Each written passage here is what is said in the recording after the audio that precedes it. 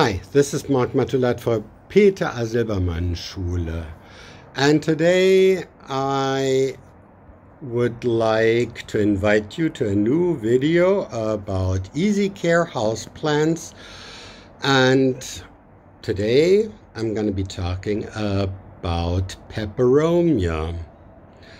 Peperomia is another succulent, and when I say it is an easy care plant and when I say it is almost indestructible, something that I say about all the plants that I've introduced to you today, the video you're now going to watch proves me wrong. So stick around and hear the story of this plant. So say hi to Peperomia. You can see this is the variegated variety. Again, you can see this here. There is this green portion of the leaf, then there are the yellow fringes. You can see it even better on the young leaves. Here, dark green in the middle and in the center of the leaf, and the yellow fringes. The others are not as dark green. The older leaves are not as dark green as the new ones, but, well, there are also the green varieties, and you find them in any flower shop or DIY, which has a garden department, garden center. Yes, you can find them all over the place. They're inexpensive and they're easy to care for. All right. Succulent means they are able to store water and nutrients in the stem. Here, this is the stem, and in the fleshy leaves, quite hard and leathery. So this is where they store water and nutrients. So therefore, they don't need a lot of watering. And of course, they do need water, but the interval between two waterings should be approximately 2 weeks. 2 weeks is a good interval. In the summer, during the hottest weeks of the year, and when the days are very long, you may go down to 10 days. And if you have a very hot environment, like me here on this southwest facing balcony, where temperatures rise to some 40 plus degrees centigrade, then you may even have to water once a week. But for the most part of the year, once every 2 weeks should be okay. But make sure when you water that you don't let the plant sit in excess water. This is exactly what happened to me. I had been overwatering this plant. The plant had been sitting in excess water, which had collected in the saucer. This is the saucer. This is the clay pot. So I had been watering the plant. The water had run through this very well draining mix. You see, this is a mineral mix. The white pebbles here, this is pumice. The black minerals here, this is lava rock. Both very porous and well aerated. The red is granulated clay, and there is another mineral, zeolite, which is, where do I find one to show you? Can't find any at the moment. Doesn't matter. Here, this one. This one is, can you make this out?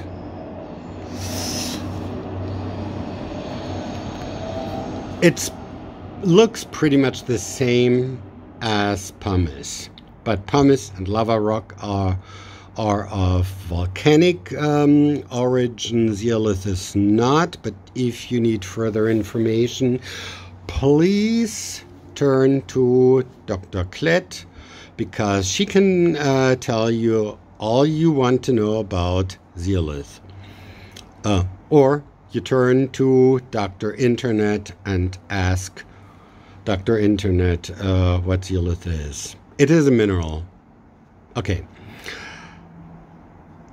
This mineral mix has a huge capacity for drainage.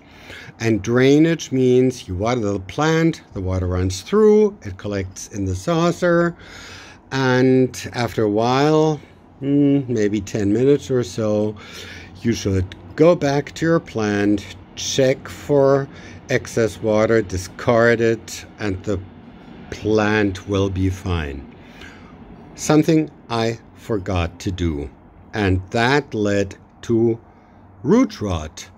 There was a third cutting sitting right here, and the third cutting rotted out. So I had to remove this third cutting, and then there were two, which proves my statement that these plants are indestructible wrong.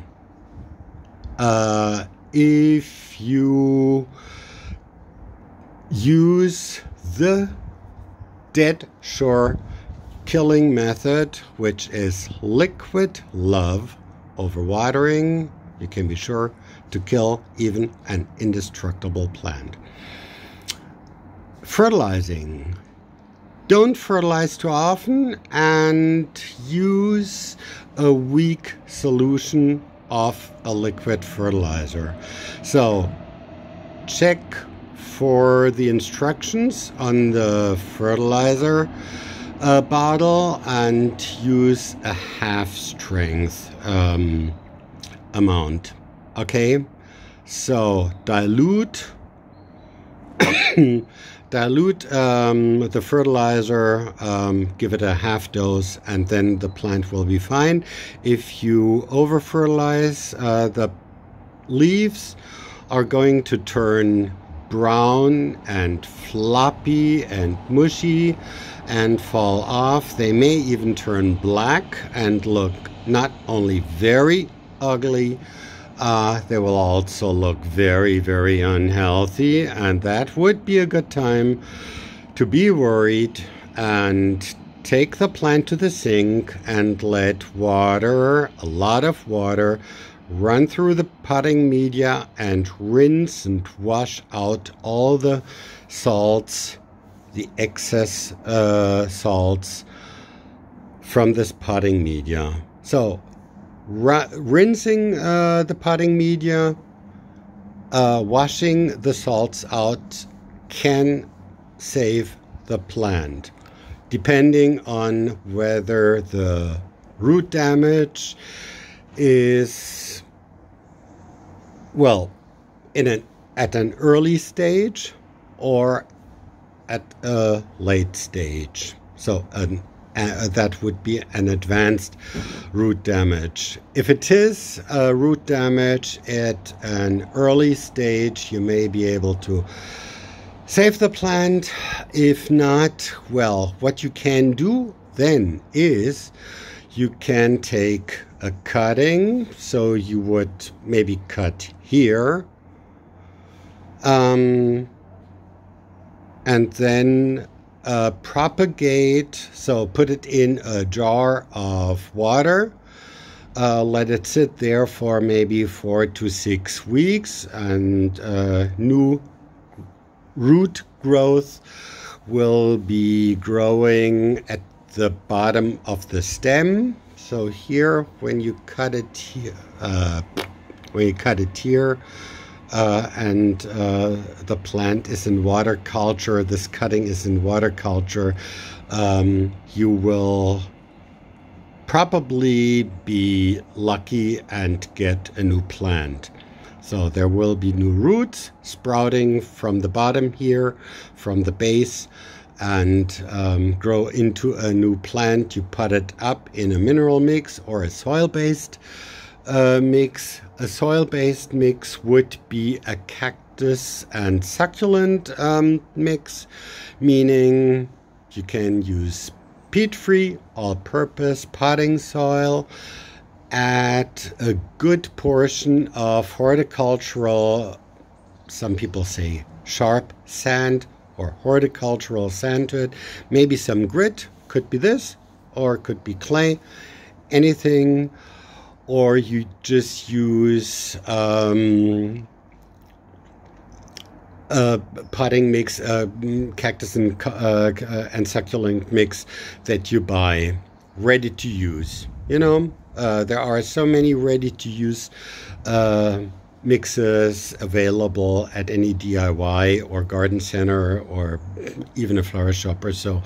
So you can use those as well. Or if you use your own mix, which I personally do, I use maybe 50% all-purpose peat-free potting soil, 50% 25% horticultural sand, and 25% grit. Grit, this is grit, okay? Yes, and I mix that, put the cuttings up in this cactus and succulent mix, and that's that. Okay?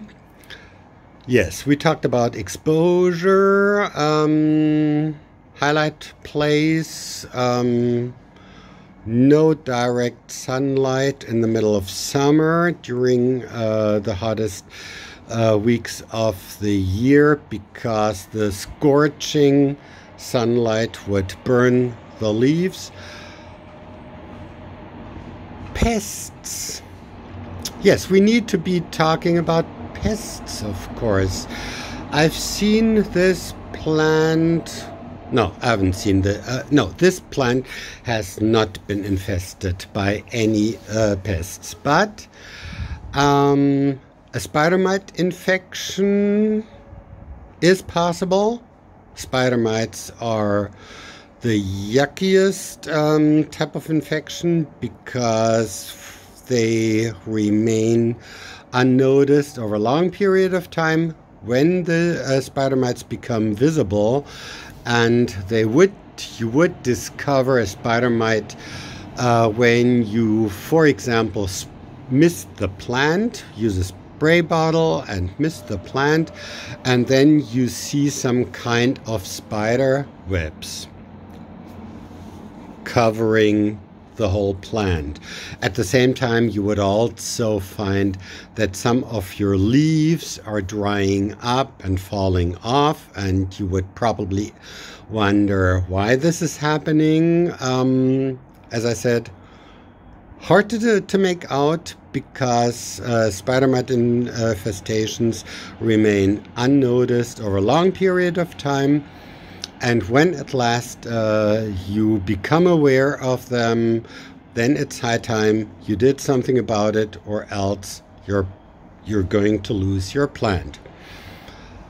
Okay, there will be a video on pests, and this will then be dedicated on the different type of pests and the remedies and therapies, and also the side effect of spider mite therapies.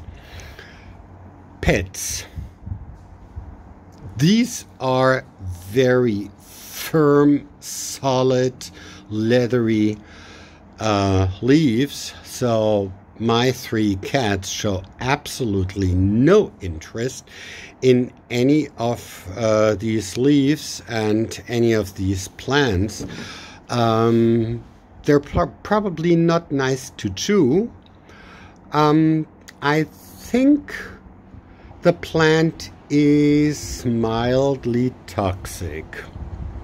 So you don't want to be chewing these leaves either, not only because they're not a very healthy diet, but probably also because, like my pets, it's no fun chewing these leaves.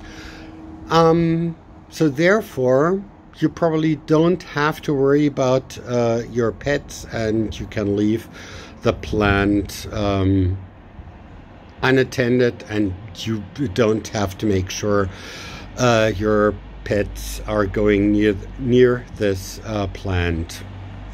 I've never had an issue with any of my pets and this plant.